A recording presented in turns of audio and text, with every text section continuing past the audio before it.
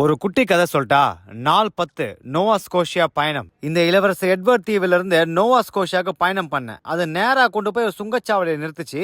நம்ம ஊர்ல தான் தெருக்கு தெரு சுங்கச்சாவடி வச்சு அட்டூழியம் பண்ணி வாங்கன்னு பார்த்தா இங்கேயுமா அப்படின்னு நினைச்சா இது தோனி பயணிச்சட்டுக்கான இடம். தோனி என்ன ஒண்ணு விளையாட்டு வீரர் நினைச்சிடாதீங்கப்பா, அது தோனினா ஃபெரி. என் வாழ்க்கையில முதன் முறையா தோனி பயணம் பண்ண போறேன். தூரத்துல இருந்து பாக்குறப்ப வாயை பொழந்துட்டு இருக்கிற வாழை மீன் மாதிரி இருந்துச்சு இந்த பயண படகு. சுறா வாய்க்குள்ள எறா போற மாதிரி நானும் வண்டியை கொண்டு போய் உள்ள நிறுத்தினேன். கொஞ்ச நேரத்திலேயே தோரணையோட தோனி கிளம்புச்சு. சரி, அப்படியே மேல ஏறி போய் ஜன்னல் வழியா எட்டி பார்த்தா நம்ம சூரியன் சரவணா ஸ்டோர்ஸ் அண்ணாச்சி மாதிரி ஜொலிக்கிறா போல. துணி கடைகளுக்குள்ளே உணவகம் இருக்கிற மாதிரி இந்த பயண படகுக்குள்ள ஒரு சின்ன உணவகம் இருந்துச்சு. சரி, அப்படியே மேல போய் வெட்ட வழியில பார்த்தா இது பயண படகு மாதிரியே இல்லையே, பயண கப்பல் மாதிரி இருந்துச்சு. எவ்வளவு பெருசு. எனக்கு இந்த பயணத்துல பிடிச்சது இந்த விண்ண பிரதிபலிக்கிற அமைதியான தண்ணியும் அந்த அமைதியை சீர்குலைக்கிற விசைப்புறையின் சலசலப்பும் தான். அது மட்டும் இல்ல, தூரத்துல ஒரு ஓங்கில் மீனையும் பார்த்தேன், அதாவது டால்பின். ஒரு 7 மணி நேரத்துல நோவா ஸ்கோஷியா வந்துருச்சுப்பா.